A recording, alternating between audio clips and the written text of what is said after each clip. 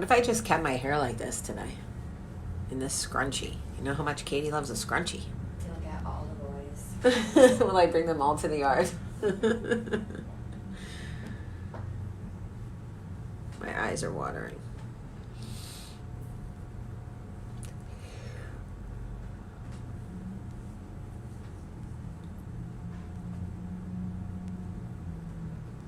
Good morning, everybody. Good morning from Los Angeles.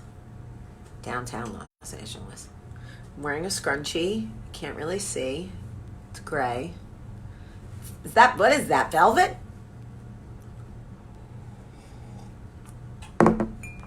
I woke up like this.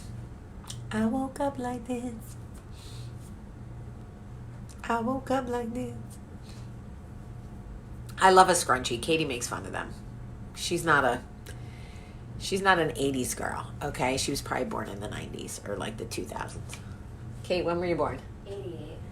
Oh. 88. I mean, I wore scrunchies when I was in elementary school. Elementary? The fuck? Let me say it again. Katie wore scrunchies when she was in elementary school.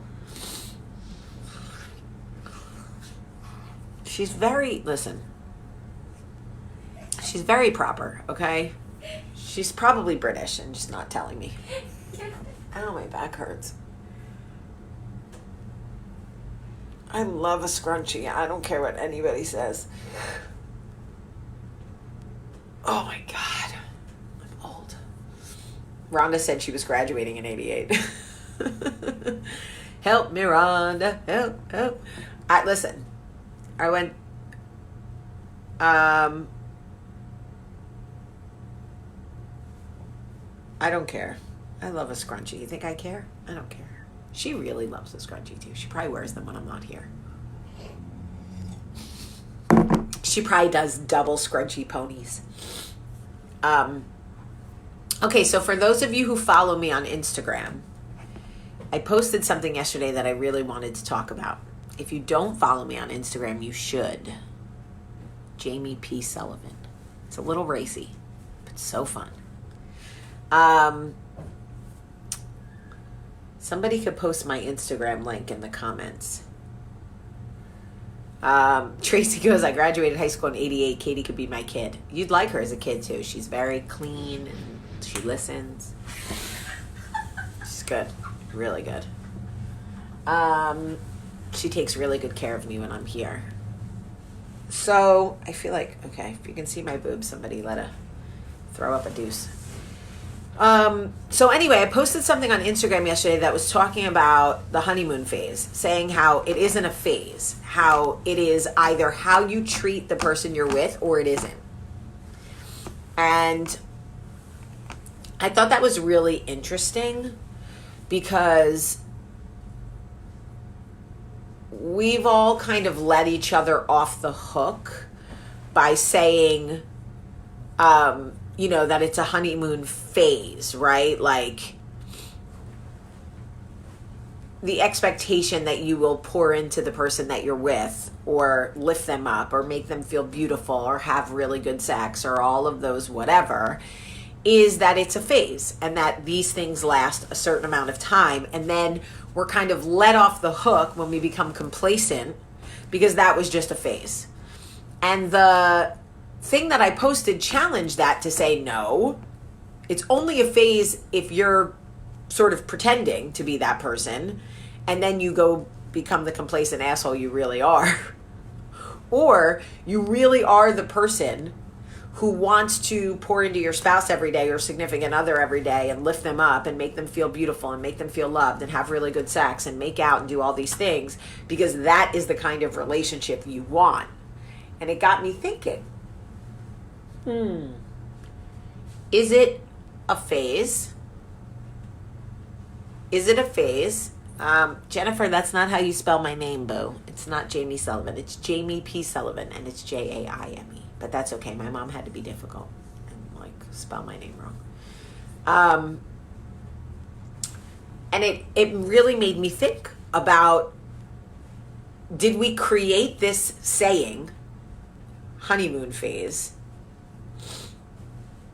because we all know that we front and bullshit when we get into a relationship.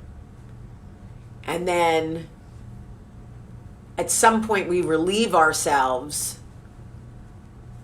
of the responsibility to actively love the person we're with. Because love is a verb, right? It's not a noun, it's a verb. It's something you do. You love someone.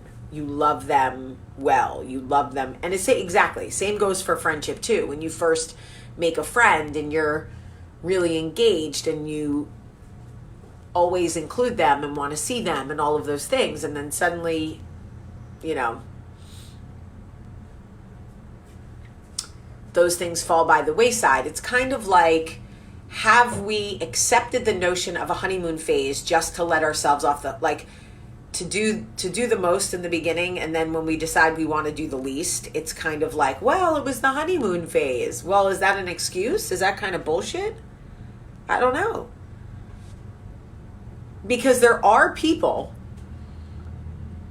who have been in relationships where they've been together for years and they still pour into each other and love each other and lift each other up and encourage them and use words of affirmation and have really good sex and make time for each other. There are relationships out there, so I know it's happening somewhere. My grandparents. Your grandparents? Mm-hmm. Still? Yeah, he turns 80 this year, and every day he's like, this is my beloved, my earth angel, but like they're giving me hope. Oh, see? Katie's grandparents. He's going to be 80 this year and he's still pouring into that woman. So I know it happens. He writes poems about her. It's such a interesting thing because we all make excuses.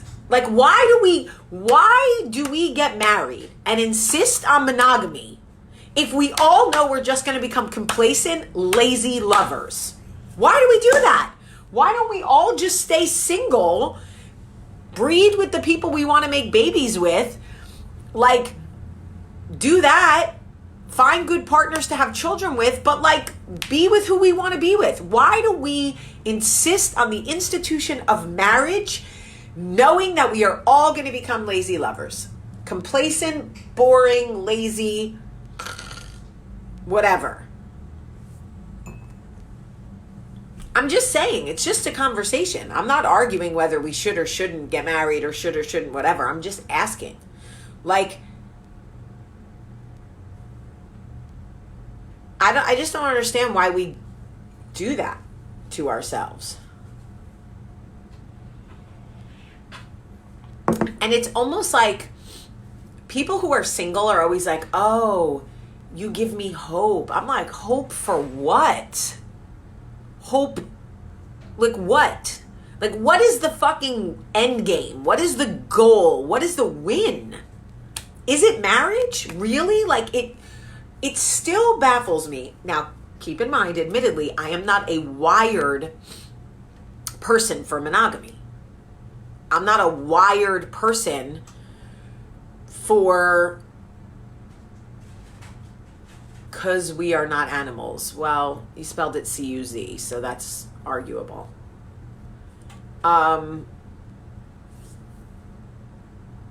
I admittedly am not the girl who put the pillowcase on her head and walked down the hallway of my house as a child dreaming of my wedding. That was never me.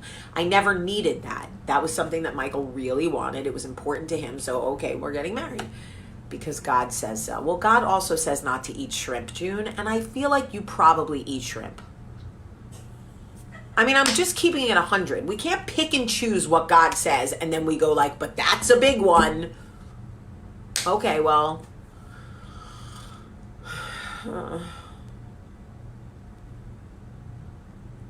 so I do know that there are relationships out there where people, the honeymoon phase, it was never a phase. They never let themselves get complacent. And listen, by the way, it's on us. It's on all of us. Like, I'm not putting this on Michael. I'm talking to me. right? Like, we all get complacent. We all get lazy in love. You know what I mean? Like, we all are like, eh. But why? What is the point then in getting married? If we can all admit that the honeymoon phase is what we're all striving for, that's what we're all attracted to, right? Then why not, like, just keep that going? You gotta, like, choose that. I feel like there are people who get up every day and choose that feeling, that way of love. Love is a verb. They actively get up and love the person they're with. And it's more than just saying, I love you. It's a choice. It's a choice to, you know, like, be sexy for them and take care of them and connect with them. Like, you gotta, I don't know. And it's hard. It's hard. It's so hard. So, I'm not sure what the right answer is, but I know that there are people who still feel that way, who still love the person they're with 20 years later the way they did in the beginning, and it still turns them on. It still gives them butterflies. They can't wait to be together. Like, I know it's real. So why for some and not for others? That's what we need to figure out. Because if we know it exists, right, then why for some and not for others? It's because we choose to stop trying. The honeymoon phase is not a phase. We just get lazy.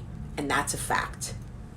It's like running a race. You're super fast in the beginning. You hit mile like 3 and you're like, yo, fuck this. Let's go get mimosas. Let's go get mimosas. We'll meet y'all at the finish line. Right? And that's basically what happens.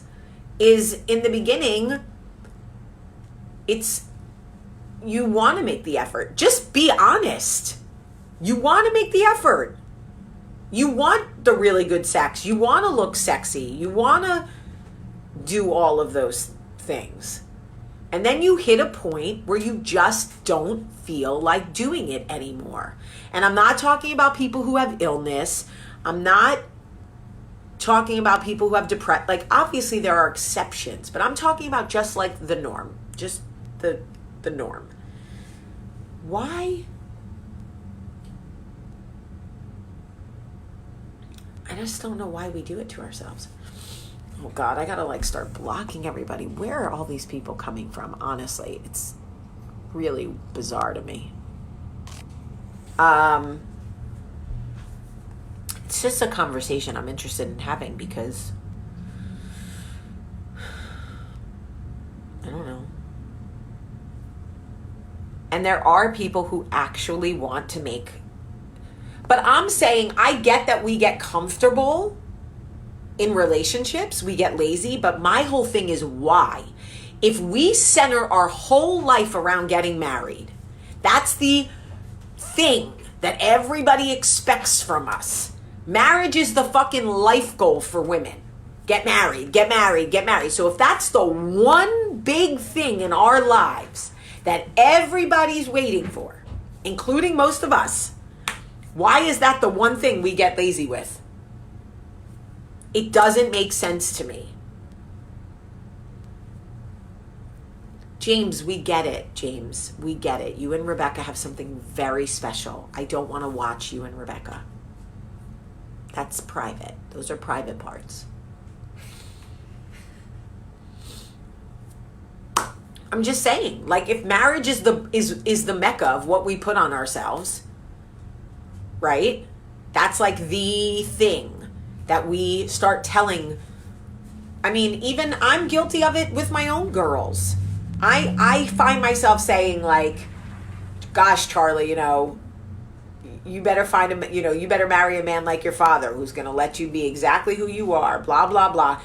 Like, why? I put that on her at 9. She got to worry about who she's going to marry And then we make marriage about this whole thing, like this is the most important decision you make in your life, and this is the blah blah blah blah blah. And then we get married, and as soon as we're done making the effort, it's complacency.